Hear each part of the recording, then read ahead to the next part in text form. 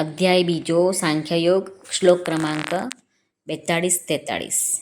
યામિમાં પુષ્પિતાં વાચમ પ્રવદન્ત્ય વિપશ્ચિતઃ વેદવાદરતાઃ પાર્થ નાન્યદસ્તીતિ વાદિનઃ કામાત્માનસ્વર્ગપરા જન્મકર્મફલપ્રદાં ક્રિયાવિશેષબહુલાં ભોગૈશ્વર્યગતિં પ્રતિ.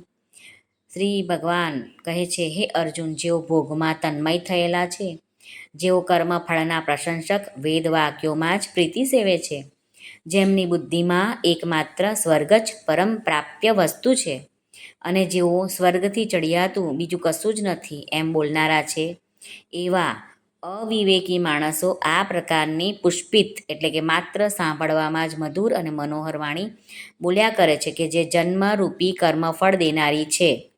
જય શ્રી કૃષ્ણ.